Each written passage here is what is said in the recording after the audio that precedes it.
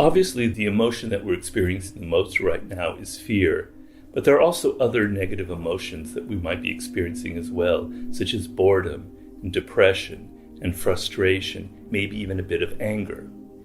Now, we experience these emotions all the time, not necessarily in this particular moment that we're going through. And normally what happens to us is that we don't have the mental space to actually think about these emotions. We simply react on them. We feel anger and we write an email complaining to that person. We feel boredom and we reach for something to help distract us from it. But imagine what that would be like if you actually had the power to control these negative emotions and not simply give in to them. Well, now is precisely the time to work on this and develop that skill now that you have all of this time alone. So let's begin with fear itself.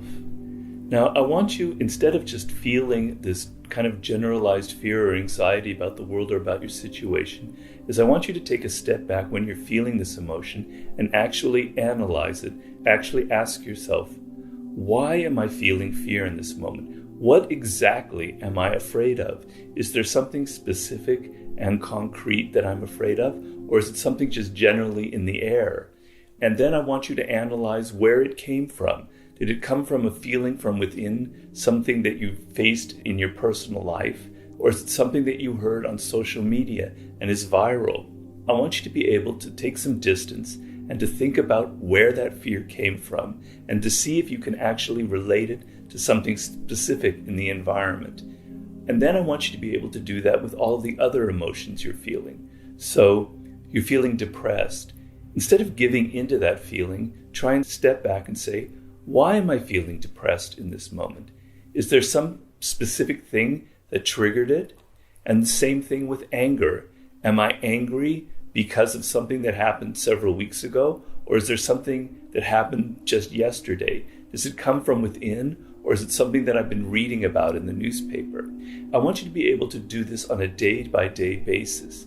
If you need to, you can even write it down in a journal, sort of chronicling these various emotions that are happening to you. And I want you to develop the ability, the habit of not just giving in to these emotions, but to actually stepping back and analyzing them and trying to figure out where they come from and why they are occurring to you in the moment. And the reason that you do this is that in the process of analyzing it, oftentimes you will realize this emotion isn't really very real. It's not actually tied to something that's threatening me in the moment, or it's not actually tied to something that is happening to me right now. And so you'll develop the ability to let time pass. You won't feel so angry in the moment because you know tomorrow you won't be feeling the same way. This will help calm you down in the moment and will also help you develop patience as you realize that the emotions that you're feeling now are temporary and that they will disappear probably the next day or a few days later. So instead of giving in to this emotion of fear and having it crippling you, what you're doing in this moment is you're actually doing the opposite. You're developing a critical life skill, the ability to distance yourself and gain a degree of control over your own emotions. The next negative emotion that I want to deal with is our fear of death itself, of our mortality. Our fear of death is actually the source of all of our other fears and anxieties in life. And one thing you need to understand about our relationship to death is the actual physical component of that. In the past, people who lived in cities or villages, and I'm talking about hundreds of years ago, were constantly seeing death in front of them. They were seeing their parents or their relatives die in their house. They were seeing animals being killed for their food. Death had a physical, visceral presence in their life. And what happens in the modern world is that death has become something so distant and abstract from us. We don't see people in hospitals die. We never see the animals that we're eating being killed. And so death becomes something very distant from ourselves. But the irony of the situation now is that death is actually becoming something much more physical. We feel it all around us, as people did in the past during moments of a plague. And so this is the time for actually not repressing this fear of death, this thought of it, which is what we normally do, but actually turning it around and confronting it in this moment when its presence is so much more real. And you might think that's kind of gloomy and morbid, Robert. Why do I want to give into that? But it's actually quite the opposite. By thinking about your mortality and about your inevitable death, you're actually able to increase your appreciation of life itself. You're actually able to deepen that connection that you feel to life, whereas that fear that you're constantly going through is actually hindering your ability to enjoy the life that you're leading. It's making you fearful in so many other ways. So if you think about your mortality in physical terms, you think, well, maybe tomorrow I might contract this illness and I only have 2 weeks to live, or maybe I only have a year to live, or I only have 10 years to live. It'll give you a sense of urgency. You have to take advantage of these moments. You have to realize those projects that you wanted to realize. You don't want to waste time. You want to make the most of each moment. Confronting your mortality will also make you deeply, deeply appreciative of what you have right now, of the life that you live, that you're actually alive, that you're actually able to see the world around you, hear the birds chirping. But being aware of how things are ephemeral and how nothing really lasts actually will deepen and appreciate your connection to life itself. And this is precisely the moment to overcome this greatest fear that we all have. The next negative emotion that we're all experiencing is definitely depression. Now, I can't come up with an exercise that can possibly solve such a complex emotion with so many different sources. But there is something that we can all do that can help blunt some of the effects of it. And the first thing is you must understand that the mind and the body are intimately connected, interconnected. So that when you're physically feeling low energy, this affects the mind.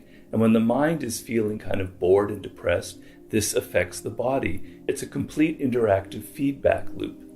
But oftentimes when we feel depressed, we separate that and we only think of the mental part and not realizing that there could be a physical somatic source for this emotion. So one thing that you must understand is how the human body, what it's designed for. And our earliest ancestors were constantly moving, constantly on the go. I'm talking about our hunter-gatherer ancestors. They would walk dozens of miles in a day outside. And so our bodies are designed for continual motion and for being outside in the sunlight. That's how we maximize the use of our physical powers. And you'll notice the trend in northern Scandinavian countries, for instance, in the winter, when people can't move as much and they're not exposed to as much sunlight, they become extremely depressed and even suicidal. So the physical element has an incredible effect on the mental element. And so what I'm advocating in this moment is that you need to move as much as possible and not give in to the inertia that we naturally feel being cooped up in our apartments or in our single rooms. And what this means is, as much as possible, I want you to go outside and take a walk every day for at least a mile. If you're confined to a certain area, then just walk around the block during that time, or use this time to walk your dog or whatever it is.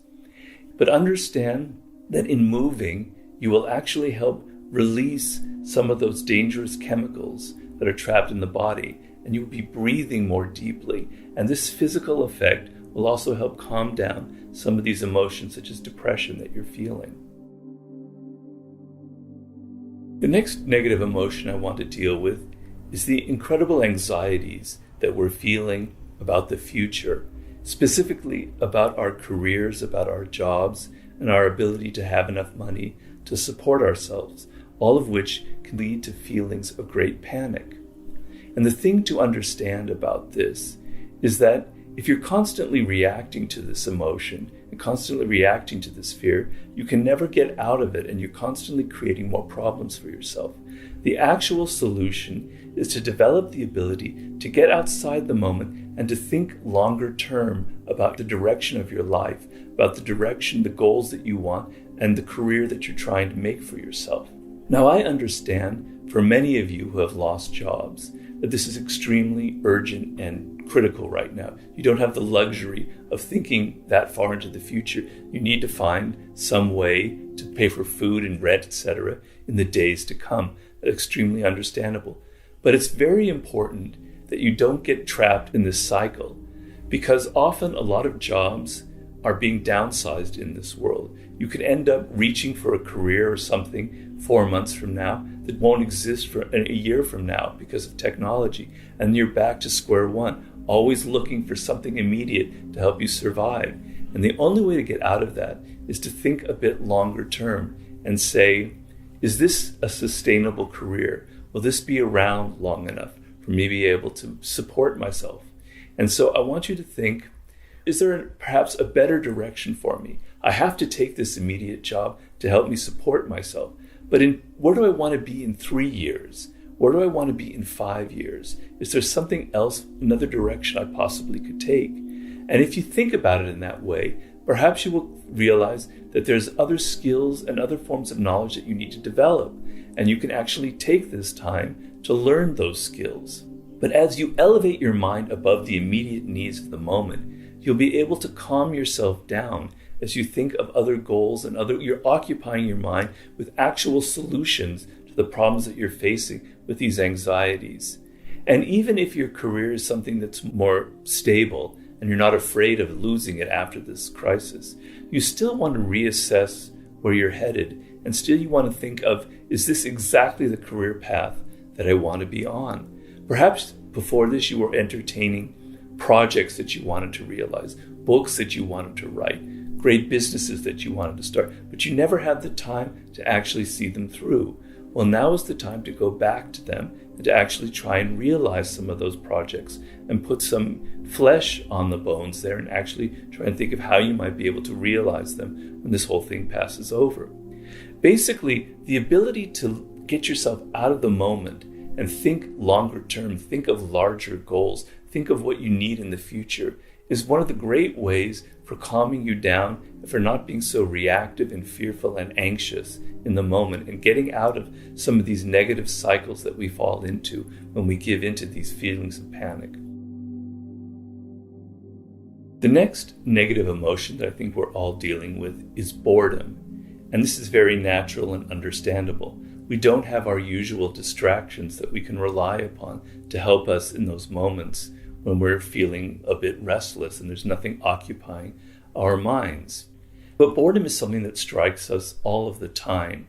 And how we manage this emotion in our day-to-day life actually plays a critical role in our success in life and how we're able to think for ourselves and how we're able to find inner resources for distracting ourselves. So I want you to use this time to find a constructive way of dealing with your boredom. Now, what I want you to do is I want you to think of your mind as a kind of a mental landscape. And there are two kinds of landscapes in the world. There's one with very little life forms, such as a desert, where there's not much variety of plants or vegetation, and not much variety with animals. And then there's a second kind of ecosystem, which would be like a jungle or a forest area, where there's an intense variety of plants and animals. And what happens in these two different ecological systems is they become self-creating dynamics. The kind of dead environment like a desert ends up becoming more and more uniform, whereas the very ecologically rich environment, more and more diverse forms of life tend to form. And your mind is like that. And you want to be able to develop a mind that is full of all kinds of interesting thoughts and ideas that come from many different sources, kind of creating this rich, self-enriching environment that is your mind. The problem that we have most often, though, with boredom is that we search for external sources to help distract us. We try and go to movies, we play video games, we go out to parties. What this means is we become addicted to these external sources of distracting ourselves and entertaining ourselves. And what I want you to do is to develop internal resources for being able to entertain yourself, for being able to feel excited from within instead of having to reach from things from without. That is what will help you develop this rich mental landscape that will serve you so well in the world and make you a much more creative individual. The first thing you have to do is you have to develop the ability to be alone. Now, I know you don't often think about this, but the ability to be alone is actually extremely important life skill, because what that means is you can be alone and you can actually think about yourself, think about your life, think about what you're doing, what you're feeling, and not be bored or restless or irritated or constantly grabbing for other things. And this will help you develop the idea of thinking for yourself. The second thing for creating that rich internal environment, the single most important thing you can do is to read books. And what I mean is I want you to read a wide variety of books. I want you to read books of history and biographies. And I want you to read books on ancient history, ancient Greece, ancient Rome, the Renaissance, things more recently. You're going to be like a mental traveler. Locked in your apartment or your room, you are mentally going to be traveling to all these different times in the past. And you're going to be mentally traveling to all of these different cultures. So you won't feel so trapped. And this is what people in prison often do. They discover the prison library. And even though they're confined in their little cell, their mind is able to travel all around the world. And they find this as incredibly liberating. So I want you to read as big a variety of books as you can, feeding that landscape. The other thing I want you to read are books on philosophy that will help calm you down. Books written by authors who've dealt with very dangerous, life-threatening situations, like the Stoic philosophers, like the great writer Michel de Montaigne, who actually lived through a dangerous plague in the 16th century and wrote about it. Or modern writers like Viktor Frankl, who wrote that great book Man's Search for Meaning, about his survival in a concentration camp. These books will help you develop incredible skills for how to deal and calm yourself down in moments of great danger and panic. Now, I know some of this might seem a little frivolous and not really so relevant to the immediate, urgent problems that we're all facing. But I beg you to think differently about this. These exercises, if you follow closely, will help calm you down and will give you mental space to think more clearly about the present and the future. They will lead to the cultivation of life skills that will help you further on after this crisis has passed deal with any other future problems in life. They will help expand your capacities. And this is now the moment, precisely the moment, to work on and develop them. So please don't waste this precious, precious opportunity.